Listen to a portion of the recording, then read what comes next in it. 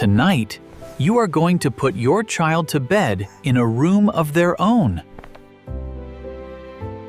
Cozy crib, soft sheets, a baby monitor glowing, and the house dead quiet.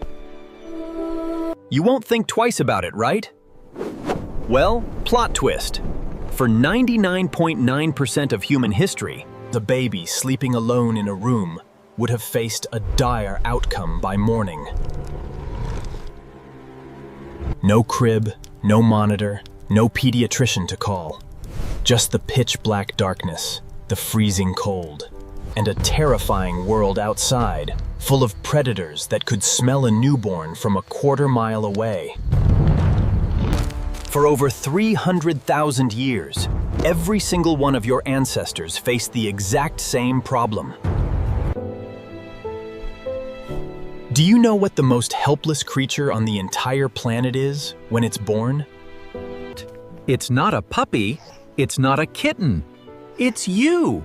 It's a human baby! Let's look at the competition. A newborn horse stands up and walks within hours of birth. A newborn chimpanzee grips its mother's fur and holds on from minute 1. And then there's the human baby. A newborn human can't even hold up its own head. It can't walk for a year. It can't feed itself for years.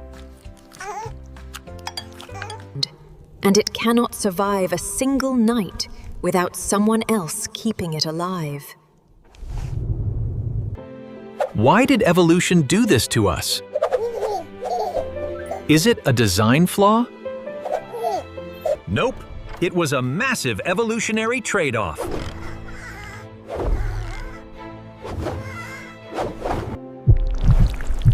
The human brain is so massive that if it grew to full proportion inside the womb, it would never fit through the birth canal.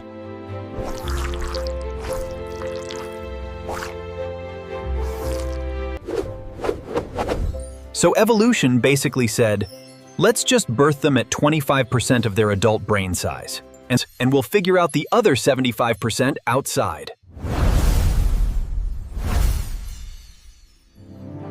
The price we paid for having the most powerful brain on Earth was having the most helpless infant on the planet.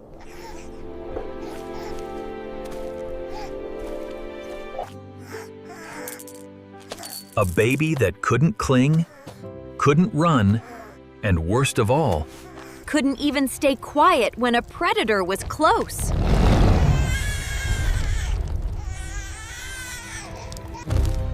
In a world crawling with leopards, hyenas, and snakes. That baby wasn't a gift. It was a walking target. So, how on earth did our ancestors keep them alive for 300,000 years? They used a secret weapon that modern society has completely abandoned. They never did it alone. Humans are what biologists call cooperative breeders.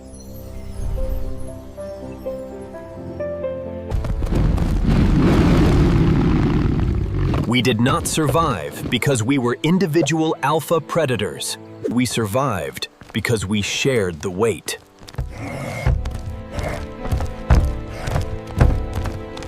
Anthropologists studying hunter-gatherer groups in the Congo found some staggering data. Get this, a baby there is held by an average of 14 different people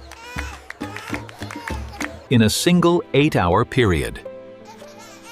The infant is transferred from one pair of arms to another, roughly 8 times every single hour. The mother only holds the baby about 40% of the time. The other 60%, the child is entirely in the arms of aunts, older siblings, grandmothers, and neighbors. And what about the ancient dads? They weren't just out hunting all day. Anthropologists found that fathers were within arm's reach of their infants more than 47% of the day. The baby was never alone, never on the ground, and always touching somebody. Because back then, a baby on the ground was a dead baby. Your infant still carries this ancient program today.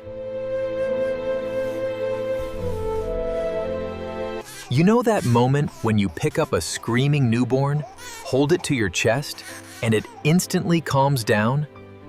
That is not just comfort. That is a 300,000-year-old predator evasion reflex running inside your child's nervous system.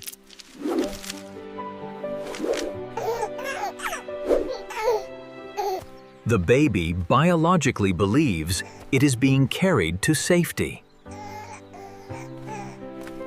It goes dead silent so it doesn't get you both killed. Even the origin of human kissing? Anthropologists believe it started because prehistoric mothers had to pre-masticate, meaning they chewed tough meat or roots with their own saliva and passed it lip to lip to feed their babies.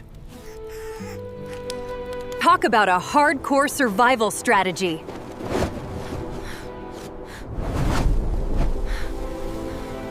But in this brutal game of survival, a secret hero emerged that changed human history forever. Grandmothers. In the animal kingdom, almost all creatures die shortly after they can no longer reproduce. There is no evolutionary reason to keep a body running once it can't pass on genes. But human women live for decades after menopause. Why? Scientists discovered the beautiful truth. Postmenopausal grandmothers were the hardest working, most productive foragers in the entire tribe. They dug up tough tubers from the hard ground, collecting food that young children could never get on their own, just to feed their grandchildren.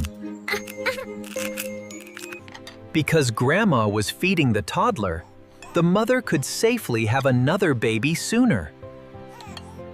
Science calls this the grandmother hypothesis.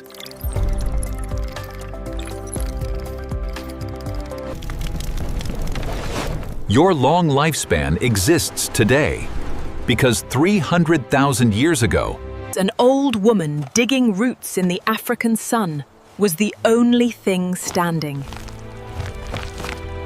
between a child living and a child starving.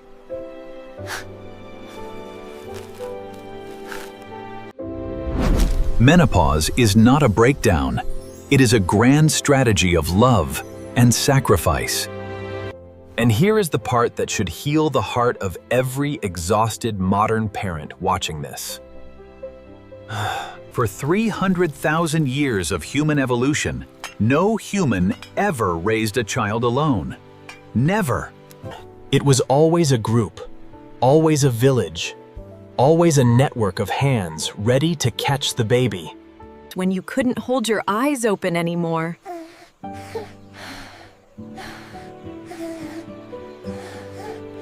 The average ancient mother had between 5 and 15 people actively helping her every single day. Today, in our modern world, that number is often 2. Or worse, it's just 1. You are sitting in an apartment at 3 a.m. with a screaming infant, and nobody is coming. No grandmother down the path. No aunt in the next tent. No neighbor to hold your baby while you sleep for just 1 hour.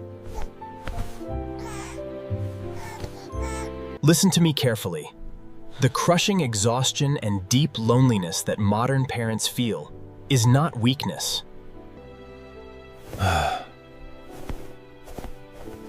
It is not a failure of character. It is the natural result of trying to do entirely alone what your body, your mind, And 300,000 years of human evolution never designed you to do alone. So if you are struggling tonight, give yourself some grace. Lean on your loved ones, ask for help, and remember, you were never meant to build a human alone. It takes a village,